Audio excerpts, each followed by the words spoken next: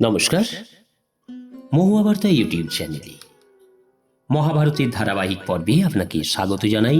আজকের পর্ব ক্ষত্রিয় রাজাদের মহত্ব। চ্যানেলে যারা নতুন তাদের অনুরোধ জানাবো চ্যানেলটি সাবস্ক্রাইব করে মহাভারতের ধারাবাহিক পর্বগুলো সফল করুন।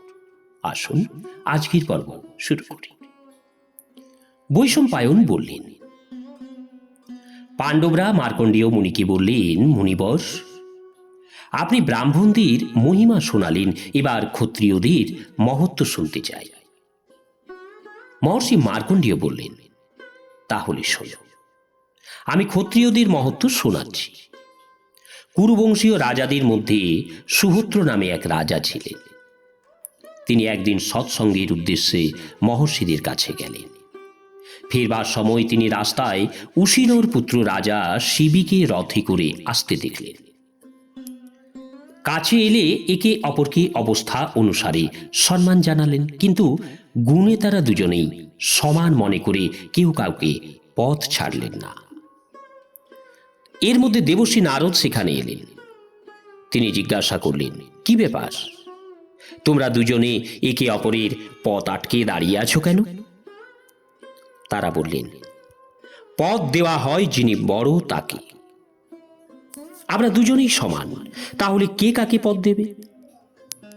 সেই কথা শুনে নারদ 3টি শ্লোক বললেন তাদের। তার সারাংশ হল, কৌরব কোমল ব্যবহারকারীর প্রতি ক্রূর ব্যক্তিও কোমল হয়ে ওঠে। ক্রূরতা তো ক্রূরেরই প্রতি দেখানো হয়, কিন্তু সাধু ব্যক্তি দুষ্ট লোকের সঙ্গেও সাধুতাপূর্ণ ব্যবহার করে। তাহলে সে সজ্জনের সঙ্গে কেন সাধু ব্যবহার করবে না? নিজের উপর করা একটি উপকারের বদলে মানুষ তার শতগুণ ফিরিয়ে দিতে পারে।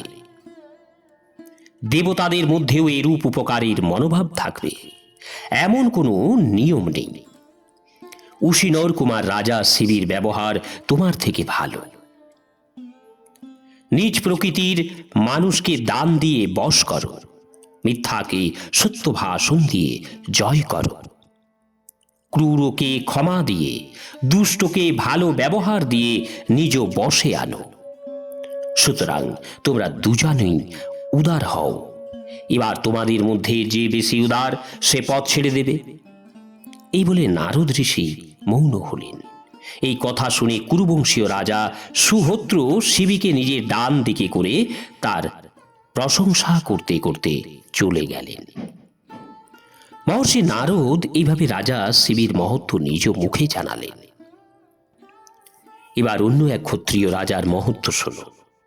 নহুষের পুত্র রাজা যজাতি যখন সিংহাসনে আসীন ছিলেন, সেই সময় এক ব্রাহ্মণ গুরুদক্ষিণার ভিক্ষা চাইতে তার কাছে এসে বললেন, রাজন, আমি গুরুকে দক্ষিণা দেব বলে প্রতিজ্ঞা করেছি, তাই ভিক্ষা চাইছি।